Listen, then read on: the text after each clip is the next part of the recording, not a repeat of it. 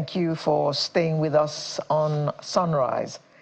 The House of Representatives has launched an investigation into the West African Examinations Council, WAEC, following shocking reports that some students were made to sit for their West African Senior School Certificate examinations around midnight in some parts of Nigeria.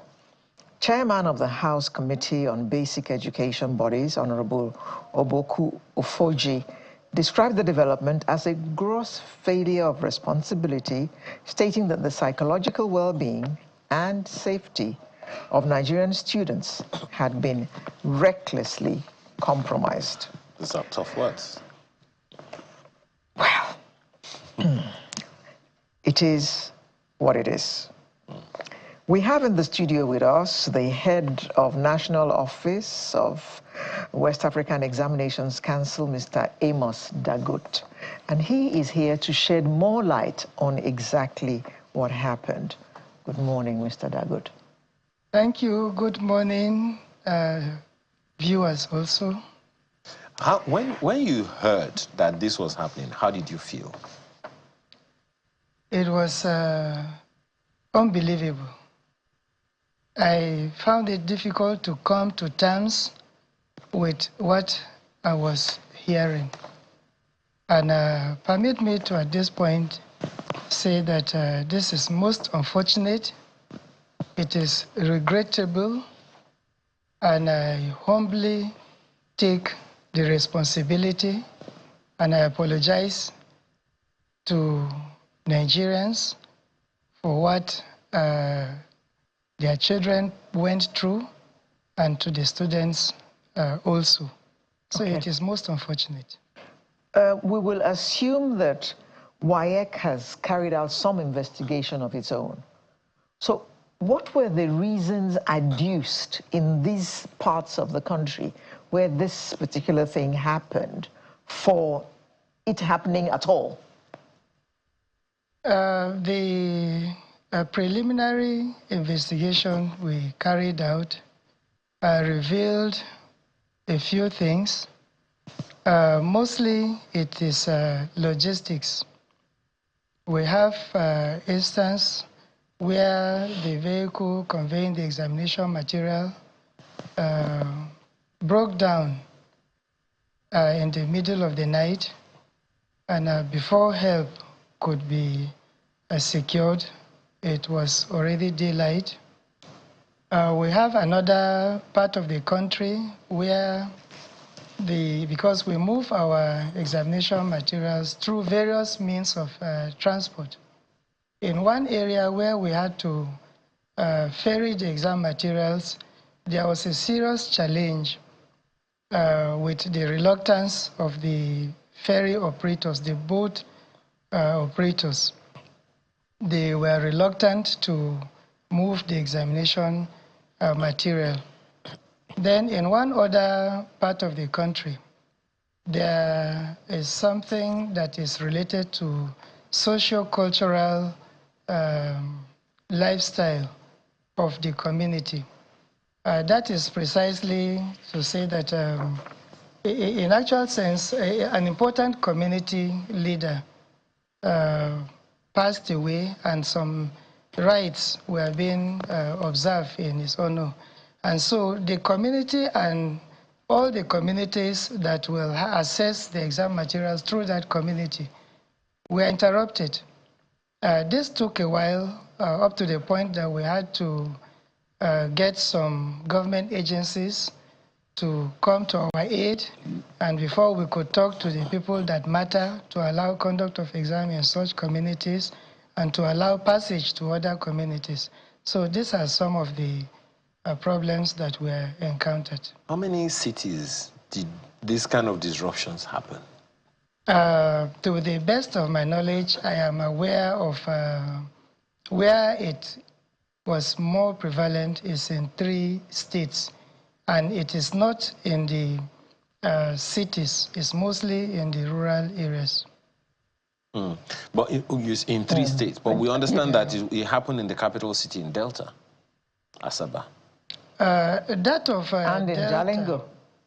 Yes, Jalingo is one of the major areas. That of Delta was when it happened during it was only a one-off case. It was in a school, a particular school. So it is not the whole of the state. That's Delta. It was in just one school. Okay, what happened in Jalingo? In Jalingo, that was where the logistics happened. And unfortunately, the vehicle broke down in Gombe. And if you are aware of the terrain from Gombe to Jalingo, it's quite far. And so by the time the help came in the morning and the exam materials had to go through other processes before they are released to the exam halls. Mm. Now, you know, when it happened with JAM and there was that uproar, of course, the registrar, the CEO of JAM took responsibility, and of course, the tide has since faded. But it was after his apology and, you know, the press conference and all, that it also came to light that there was some sabotage, right, that was not part of the consideration of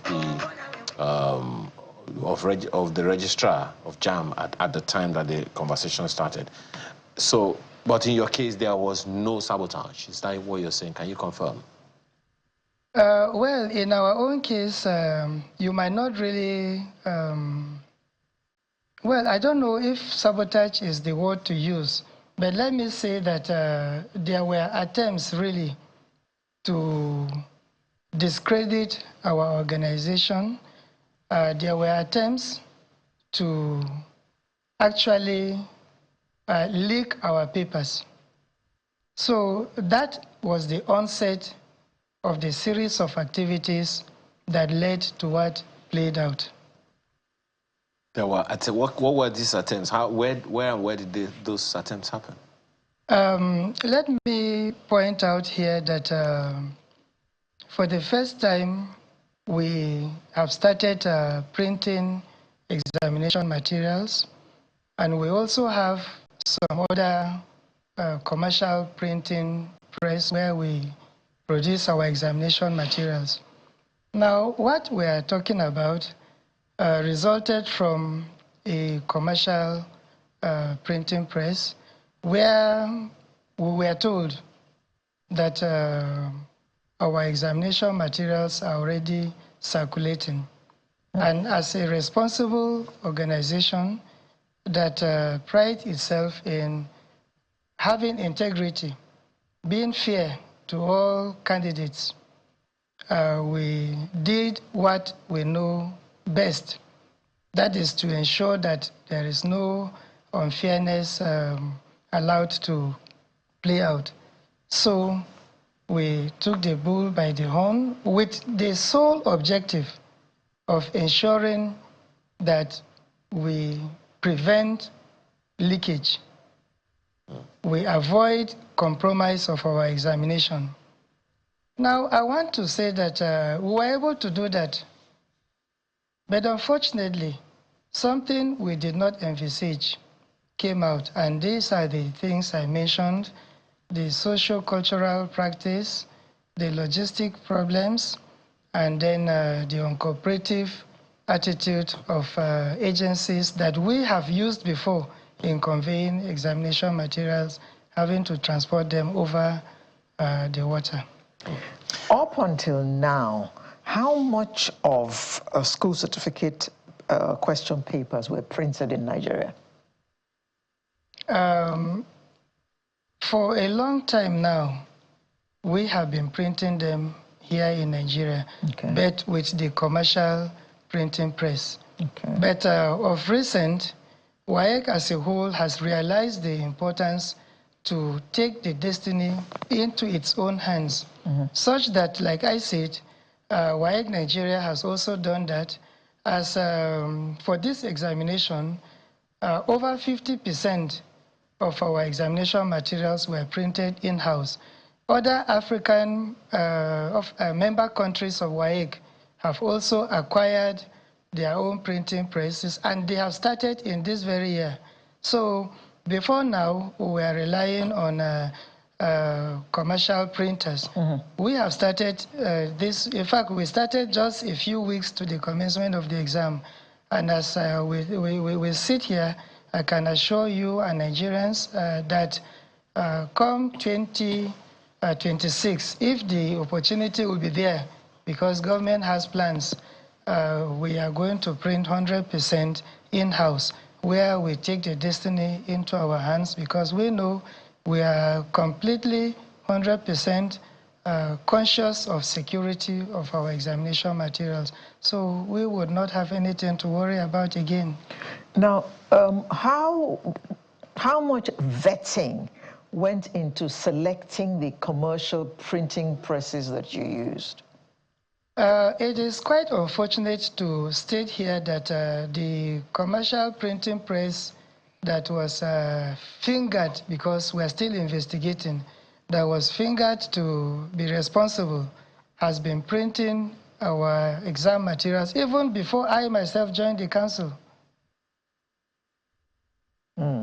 And that is, I joined the council over 25 years ago. So we have been working with them for this long. So what went wrong this time? That is what I said. The attention has been drawn to it, and we are investigation is still going on. Yes. Okay. Okay. Quick question about one of the allegations out there, which you must have heard as well, the so-called special centers. Are there special centers indeed? And I'm not talking about the special needs children. Okay. This is an unfortunate situation where we should be mourning, but unfortunately, you have made me to. But you are right. It's unfortunate. I want to, first of all, draw our attention to the activities of rogue website operators, people who go out of their way to leak examination questions. It's a multi-million naira illegal business that is going on there, and quite unfortunate and painful to me and to us in the examination sector. The society is not beaming its searchlight into the activities of those people. They are really undermining examinations, not just in WAEC and other examining bodies, but in institutions. And I want to use this medium to call on all well-meaning Nigerians, to you journalists and all others, to put let's all put our hands on the desk and fight this cankerworm examination malpractice. So to go to your question, we don't have any special center. The one we have special center is where we have candidates with special needs. So, but to say that when you sit in exam in this hall, you are going to pass, we don't have. In fact, when any information that reaches us that there is a miracle center, we search cast our beam light on such. Did you say miracle center? That is what they tell us. Is that what they are called? Yes, they say there are miracles, that when you go there, you will have your A1s. And so once we receive reports of such, we make sure that if there are, we destabilize it. Well, I'm sorry, I'm asking you questions that are really probing this morning, but one other thing that came up in the, well, you know, this is exam season. Yeah. There's JAM, there's WAEC, there's NECO upcoming and all. Is also this allegation that some of the questions that students have to answer during exams were not covered in school in the course of learning. Is that correct? Have you heard that before? I should, maybe it should be of interest to you to know that I was a teacher before I joined the West African Examinations Council. In the school where I taught, we cover our syllabus. And I can assure you that from my experience, all the questions that come are always syllabic, and the syllabus is drawn from the curriculum. So there is no school, to my knowledge, that teaches out of the curriculum, and since our syllabus is drawn from the curriculum, the examination questions are also from the syllabus and by extension the curriculum. Have you heard it before though? This can arise only if this particular school hasn't covered the syllabus. there are many schools that don't cover the syllabus. Okay. And some, out of ignorance, will say the questions are not syllabic. It's not true. Okay. Everything is, the syllabus has the extent to which questions could be asked. So also, the curriculum sets out the area of coverage. But unfortunately, some schools, maybe they have unqualified teachers, they don't have enough teachers and facilities, which unfortunately we as a country are not also talking about. These are things that make malpractice thrive. When there are ill-prepared candidates, they are crazy, they go out of their way to do. So when there are insufficient teachers or teachers who are not well trained, they avoid some topics. And when the questions come from there, the students are baffled. Where is this thing coming from? Well, another thing, again, I apologize, but there are questions that need to be asked. You must get reports, posts every exam, after every examination, spread from people, from your foot soldiers who conduct these examinations, who supervise, invigilate, and all of that. Yeah.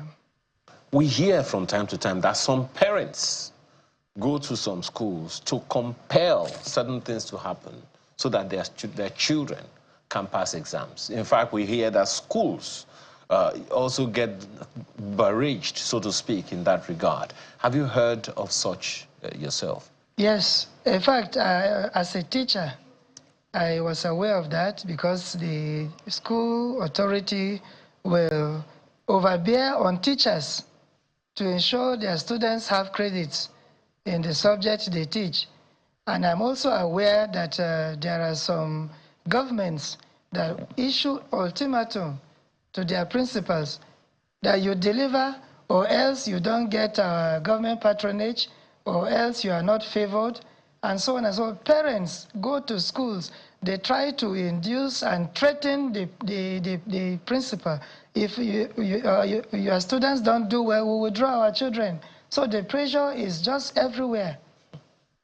Okay, can you confirm this fact that WAEC is also going to undertake CBT as opposed to the long handwriting?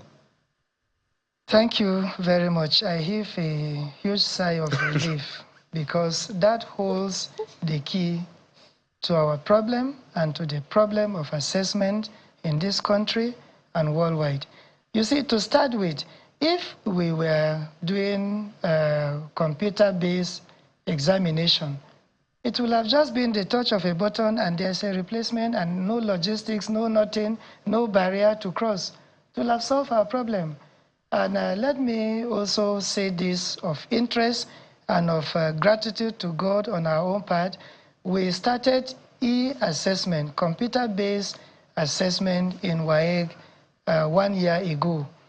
Although we started with the private candidate examination, but I should also say something that will gladden our hearts, that this ongoing West African Senior School Certificate Examination for school candidates 2025, some schools are doing the computer mode.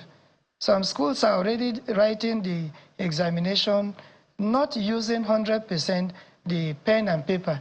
So it's something we're already onto, and we look onto it with much expectation because of the promise that lies in it. So when is that likely to take off fully? Now, the federal government of Nigeria is coming up with much and serious reforms to ensure that assessment practices align with best practices in over the globe. Now, after series of engagement, the federal government has directed that all examinations as far as the 6th year examination is concerned will migrate to computer-based assessment beginning from 2026. So all examinations, whether they are West African Senior School Certificate Examination, Senior School Certificate Examination, including the exam conducted by NAPTEP, NECU, WAEC, all will be on computer. Now, for this year, 2026, the federal government has also directed, 2025, has directed that commencing from the private candidate exam, which normally comes up from November to December, all across the examining bodies will be on computer. So it will be computer-based examination. Also, permit me to indicate that yesterday evening we got a memo from the Federal Ministry of Education. The Honorable Minister for Education has directed that WAEC and other examining bodies should, with immediate effect, ensure that we switch invigilators across the schools. For us in WAEC, what we do right now is we switch supervisors. Nobody supervises exam in his or her own school. But the new twist introduced by the federal government is that invigilators should also be swapped. And I want to, permit me use this medium to tell school proprietors and principals to look out for this, because commencing from Monday, we are going to switch invigilators. So invigilators will no more invigilate in their schools. So it will be like an exchange program. We will coordinate that and send the information to schools. All this is with a view to eliminate malpractice, because it has been found that invigilators also serve as courier of examination malpractice. Okay. Let me just play devil's advocate. These children who wrote their exams at dead of night, we hear that some of them actually used torchlights and candles to write those exams. Suppose when the results come out, some of them complain that their results are poor because of the circumstances under which the exams were written. I mean, are you preparing for that kind of eventuality? You see, you have also opened up another dark side of our society. If the schools had infrastructure, you know, we will not be talking about these unfortunate incidents. The infrastructure that will also illuminate examination halls. One thing we do know is that examination was not written in the dark, because nobody can look and read questions in the dark, neither can they write. So there was a form of illumination. And I can confirm to you that, yeah, I can confirm to you that we have not received any report of anybody saying they could not do because of poor illumination. And I also want to tell you but we saw videos. No, I'm saying that, yes, they use torchlights and other means of light. Okay. You see, when I was young, there was something I used, and some of my colleagues, we call it in Hausa, kachibalbal, where you just have a bottle with a wick, and then you have oil, it lights. We do our midnight reading and writing with it. So we have not really got anybody to say that because of this, we could not write. I would also want to let you know that we have also asked our staff and supervisors to ask candidates just across. They don't even want to have a receipt. They don't even want to say, okay, we are doing another exam for you to come. They say they are okay with what they have done. So that is where we are now. Well. And then for that, well, by the time we mark the scripts, we definitely and always come up with results. And I can assure you, in this very case, we will bring out the result of performance in this year and tally it against the previous years for all of us to see whether there is any mark difference. Okay. Okay, Head of National Office, West African Examinations Council, Mr. Amos Dangut. Thank you very much for coming to enlighten us on the happenings regarding the West African School Certificate. I want to use this opportunity to thank you for giving us yet another opportunity to make our explanations. I also want to thank the numerous stakeholders, people who have encouraged us, who have supported us to see that we remain focused. One case word of mention is one governor in one of the worst affected states. When he heard of our predicament, he sympathized with us. He called us and has empowered us to overcome the obstacle that we have. And I want to assure you, with what he has done and with what other interested stakeholders are doing, this issue that arose last week has been nipped into the bud. So we are grateful, we appreciate our stakeholders. Thank you very much, Mr. Dangote. We wish you all the best in cleaning up all that is going on right now. Thank you so much. Sunrise will return in just a moment. Do stay with us.